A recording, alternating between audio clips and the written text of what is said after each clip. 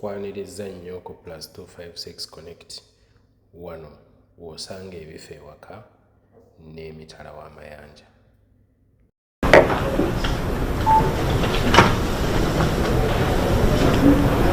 Yes, Honorable. Yes, Your Worship.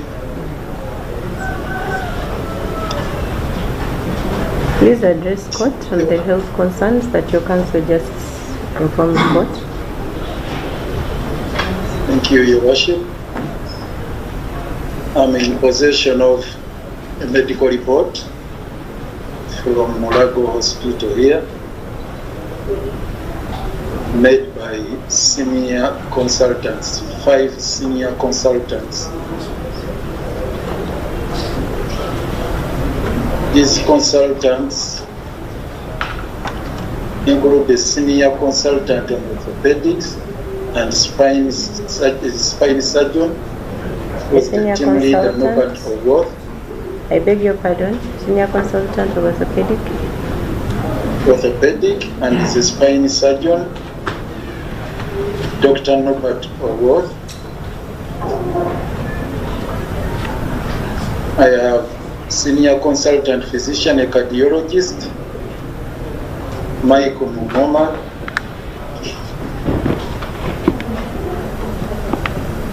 I have a neurologist, senior consultant physician, Stephen Matovu. I have also, there is also a consultant neurosurgeon, Joel Chiyawiri,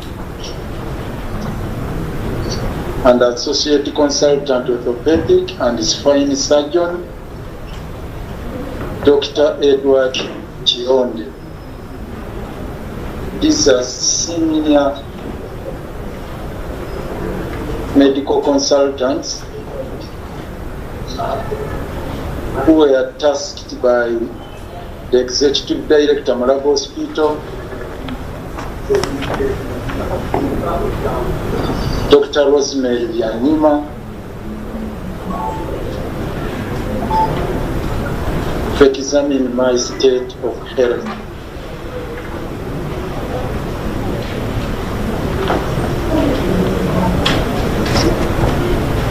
I spent a whole week in Mulago undergoing specialized investigation and some interventions that could be made within the capacity of Mulago Hospital.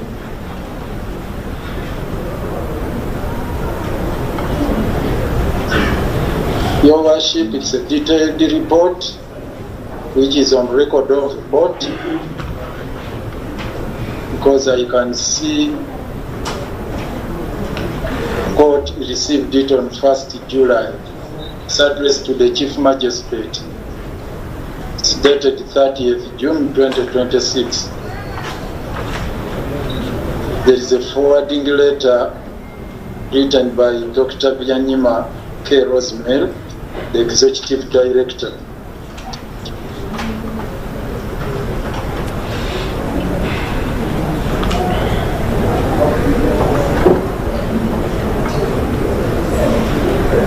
Your Worship, after thorough examination, they established that I suffer 5 chronic health challenges. 5 chronic health challenges, which are very, very serious.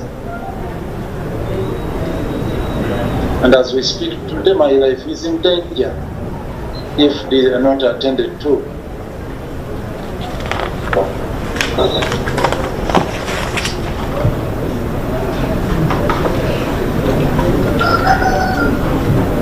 I have a problem with breathing. They mentioned it here.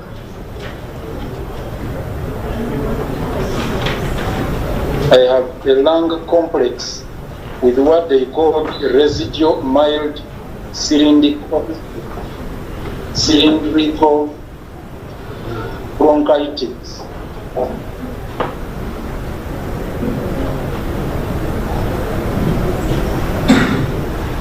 which is a permanent damage on my lungs. And once I'm in a place with limited oxygen, I suffer breathlessness, and that's why here I was gasping for air, because the windows had been closed and I was not breathing well.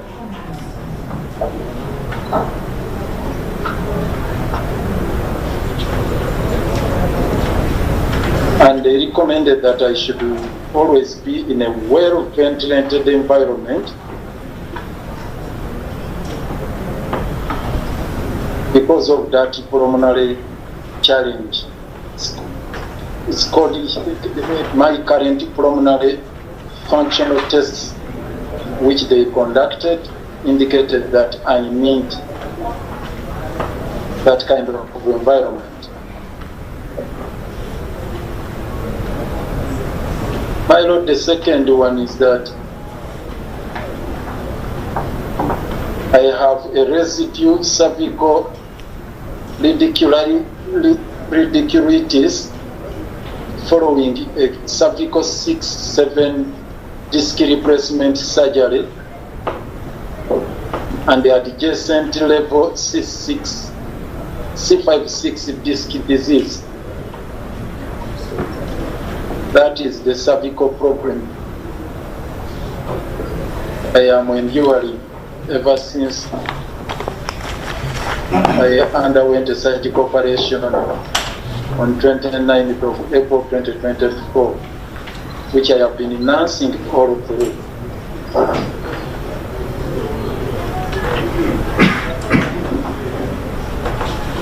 And these senior consultants have strongly recommended, and I want to read the verbatim their recommendation after that finding, that Lukwago should have a spinal review by his primary spine surgeons in India to re-evaluate him for the persistent upper limbs radiculitis. It's a medical term. That they were unable to repeat the MRI investigations because they were not certain of the compatibility of the implants, the artificial disc that were used for his primary spine surgery and MRI scans. So the point here is, when they conducted an anterior cervical dissectomy with a disc replacement at C6 here, the nerve root at the spinal cord, there was an implant, an artificial disc, which was inserted here. And when I went to Morocco, after conducting the investigation, they did a CT scan, they discovered there were attendant issues which had complicated this situation and required further examination and urgent attention by the neurologists and neurosurgeons who conducted the surgery in India, and that is immediate. It's urgent. So I was put on some kind of therapeutic treatment. They gave me pregabalin, at least to contain the excruciating pain I am undergoing, I am facing. That excruciating pain is being mitigated by the use of some medication, part of which is pregabalin, and of course some scrubs like Fofastum and others. That is the second one, Your Worship. That is noted. The third one, Your Worship. Yes? I said that is noted. I was saying that one requires immediate evacuation to India, and I should be in India by now. I need to be in India now. If my life is to be saved, whereas I've been condemned to death. And there is a limit, Your Worship, to using of these neurotherapeutic whatever medicines like pregabalin. I interchange with the gabapentin. Your Worship, I was also diagnosed with persistent anomasia and tinnitus, which occasioned eustachian tube dysfunction, ETD, as well as Meniere's disease and olfactory dysfunction. Your Worship, the ENT recommended that they made a finding, if you could listen to this. Lukwago's ENT conditions are irreversible and he should be maintained on his current medication. That this condition I am suffering, complicating my hearing system, my eustachian tube, is irreversible. The only medication that I have, Your Worship, is twofold. One, I can keep using sedatives to be able to sleep. Initially, I was using clonazepam. In Mulago, they had given me clonazepam. Here in Irusira, they had given me diazepam. But prior to coming here, I was using bromazepam. So imagine from clonazepam to diazepam, now to bromazepam. And the doctors will tell you they are very, very addictive and dangerous to one's life. They can't be used sustainably or permanently. So prior to my being arrested and incarcerated here, the doctors had recommended that I use a tinnitus pillow. And that tinnitus pillow, Your Worship, helps to mitigate those sensations in the ear, like muffled sounds and all that which complicates the hearing system, the whole system, including eustachian tube dysfunction. That tinnitus pillow, if you are to look at it, it has got specifications that are made. I had to undergo tests to establish which kind of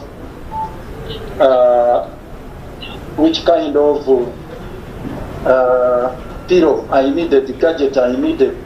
So after the measurements, they send those specifications to UK, where it was ordered and brought within 3 months.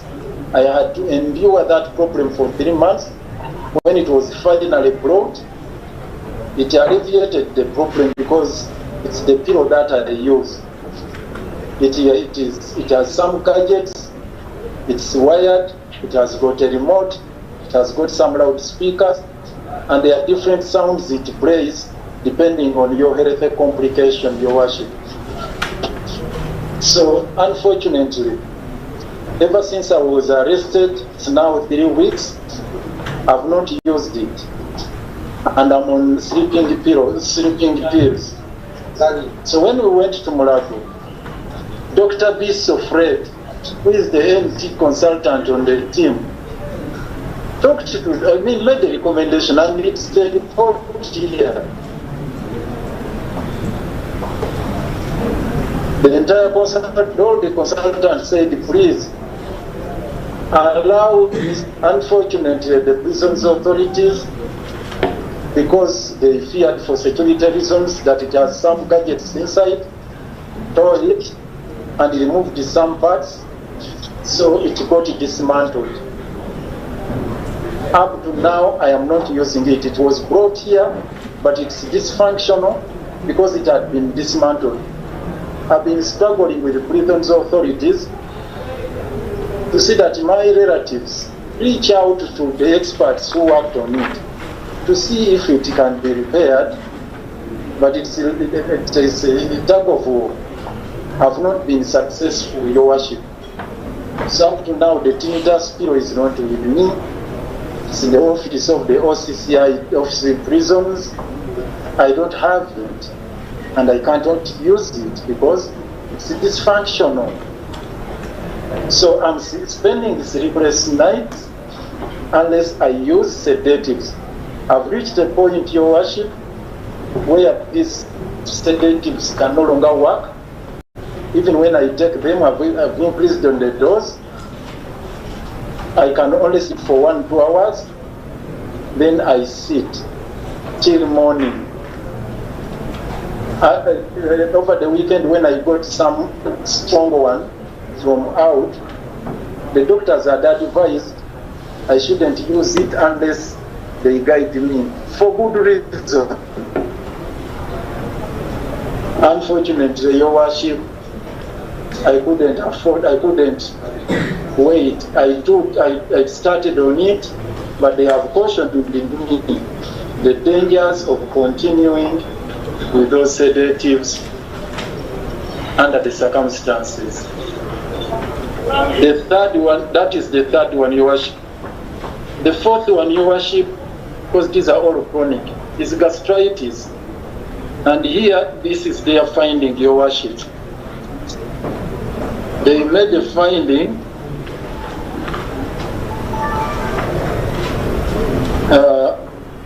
Lukwago has got non-erosive GERD, GERD, gastroesophageal reflux disease, and erophagia, which causes belching and mild hiatus hernia. Your Worship, if I may explain to you, hiatus hernia is some complication in the gut here, around the sphincter muscles here, the diaphragm here. You get the stomach bulging towards the gut, so that whatever contents you have in the stomach, which are highly acidic, they spill over back to the gut, causing what they call acid reflux, regurgitation, and in the end, they may cause lower esophageal cancer. There is what they call lower esophageal sphincter. It is now that lower esophageal sphincter is now flabby. So I have to lie almost, if I'm to sleep, the head, I'm not supposed to sleep flat. I am supposed to lean upwards like this. Just keep the contents down so that there is no overflow of acid and food from the stomach back to the gut. It is so scorching and is likely to cause cancer of the esophagus if not attended to. So this hiatus hernia requires surgical operation. They have to operate it and remove that part which is protruding, that part of the stomach that is protruding into the gut, so that you can have the food contents contained within the stomach. And this is a very serious problem, Your Worship. For now, they recommended specialized diet, which can help me manage, but I can't afford it. I cannot have it here. You know the conditions under which I'm contained, unless I am admitted, I'm given that special diet. It's not possible. So what I'm now doing is to constantly use what they call PPIs, proton pump inhibitors to contain the production of acid, and also all sorts of types of antacids, like suspensions, like syrups and chewables, and all those sorts of antacids, so that I can keep controlling the acid reflux and acid production. But that is a temporary measure. Even diet is a temporary measure. The lifestyle change is a temporary measure. All I need is to have a surgery so that they deal with that hiatus hernia that is posing a serious danger of having gut cancer. So finally, the final one, Your Worship, they made a finding that, and this is actually, it's not a finding, Lukwago should continue with his current treatment for hypertension. No doubt I'm a known case of hypertension. For the last 10 years, I've been on medication. And this problem gets worse with all these complications, the cocktail of these health challenges. In the end, they complicate the issue of hypertension. So now it may be now relatively contained because of the suppressive mechanisms we are using to deal with these other complications. And the cardiologists have also advised, if I continue with this sleeping posture to contain the issue of GERD, gastroesophageal reflux disease, or gastritis, then it affects blood saturation. I will have again to raise my legs up so that as I sleep, so that blood flows, to ease blood saturation. Now you can imagine, I have all these problems with the gastroenterologists who are part of this team are advising me to have a particular sleeping posture with the head leaning up. The neurosurgeons are advising me to sleep on an orthopedic mattress which is hard and lie a little flat, not raising myself. Cardiologists, Mr. Mungoma and others, are advising me to raise the legs up. Then, meanwhile, the pulmonologist, that is Professor Rodri and the team, they are advising me to keep in a well-ventilated place. Yet, you know the conditions of the prisons. The prisons are not well-ventilated. So, in a nutshell, Your Worship, I am sentenced to death. I am condemned to death. If no rescue is made to get my situation addressed as advised by the consultants from Lago, it's a death sentence for me. And all I can say to Allah, if you are to take me, my Lord, the God who created me, kindly take me without a lot of pain. If I may make a last prayer, Your Worship, instead of taking me through all this pain, I be put on some palliative care so that I die a less painful death. Otherwise, the pain is too much. I know I will die. I know all of us will die. But I wouldn't want to die a painful death. I beg to pray.